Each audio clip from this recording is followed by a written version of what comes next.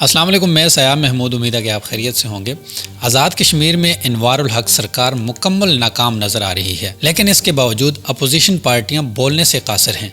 Assembly گٹھ جوڑ سے مسلط کیے گئے وزیراعظم عوام کے لیے وبال جان بن گئے ہیں۔ انوار الحق سرکار میں جس حد تک کرپشن کا بازار گرم ہوا تو وہیں قبضہ مافیا بھی سرگرم رہا، اور وہیں اسمگلر مافیا بھی اپنی کارروائیاں کرتے نظر آ رہے ہیں۔ سب سے زیادہ اسمگلنگ انوار الحق سرکار میں اور جڑی بوٹیوں کی ہوئی۔ کرپشن کی بھی عجب داستانیں رقم ہوئی ہیں۔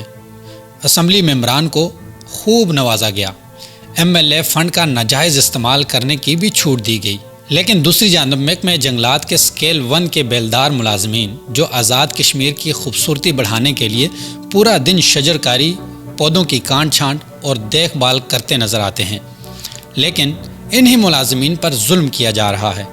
وہی ملازمین پچھلے کئی دنوں سے سڑکوں پر ہیں، احتجاج کر رہے ہیں، دھرنا دیے ہوئے ہیں، لیکن ان کو سننے والا کوئی نہیں ہے۔ پورے آزاد کشمیر میں 902 ملازمین ہیں جو کئی عرصے سے فاقہ کشی کرنے پر مجبور ہیں۔ کئی ملازمین نے اپنے بچوں کو سکول سے ہٹا دیا، کئی ملازمین 2 وقت کی روٹی کھانے سے قاصر ہیں، کئی ملازمین لاکھوں کے قرضے تلے دب چکے ہیں، کئی ملازمین گھر کا سامان بیچنے پر مجبور ہو گئے ہیں، کیونکہ سرکار کی جانب سے 37,000 تنخواہ مختص کی ہے، لیکن اتنا ظلم کہ 8 ماہ کے عرصے کے بعد بھی صرف 15,000 روپے پکڑا دیے جاتے ہیں۔ یہ صرف ایک دفعہ نہیں بلکہ کئی سالوں سے یہی طریقہ اختیار کیا ہوا ہے۔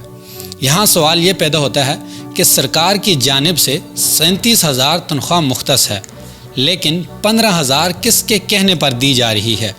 ایک بندے کی تنخواہ میں سے 22,000 کی کٹوتی کیوں اور کس مد میں کی جا رہی ہے؟ ہر ماہ تنخواہ کیوں نہیں دی جاتی؟ کیا وزیراعظم کو اس بات کا علم ہے کہ محکمہ جنگلات کے افسران اسکیل 1 کے ملازمین کی تنخواہ کا حصہ کھاتے ہیں؟ اس عجب کرپشن کی کیلکولیشن نکالیں تو آزاد کشمیر میں اس وقت 902 ٹوٹل بیلدار اس ظلم کا شکار ہیں، اور ایک بندے کی تنخواہ میں سے 22,000 کاٹا جا رہا ہے۔ اس طرح 1,84,04,000 کرپشن کی نظر ہو رہا ہے، اور 8 ماہ کی تنخواہ ہی نہیں ملتی۔ ایک ماہ کا 3,35,74,000 کہاں جاتا ہے؟ کس کی جیب میں جاتا ہے؟ کس کس کو دہاڑی دی جاتی ہے؟ اور 8 ماہ کا 26,69,52,000 کدھر جاتا ہے؟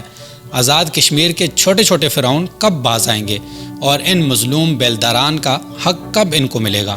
اس حد تک کرپشن کرنا کتنا ممکن ہے، اس کی تحقیقات ہونی چاہیے، اور اس معاملے کو احتساب عدالت میں جانا چاہیے تاکہ ان چھوٹے چھوٹے فرعونوں کو لگام ڈالی جا سکے۔ آزاد کشمیر کا ایک ایسا محکمہ ہے جو بدترین حد تک بدنام ہے، وہ محکمہ جنگلات ہے، جہاں کروڑوں کی کرپشن کرنا ممکن ہے، کیونکہ افسران کی ملی بھگت سے کلرک کی سیٹوں پر بیٹھے بابو حضرات کے ہی ہاتھ میں سارا کنٹرول ہوتا ہے، اور وہی منتھلی ڈیسائیڈ کرتا ہے کہ کس کو کتنا حصہ دیا جانا ہے۔ سوال پھر وہی ہے کہ ایک مہینے کی کرپشن 3,33,74,000 اور 8 ماہ کی کرپشن 26,69,52,000 کس کی جیب میں جاتا ہے؟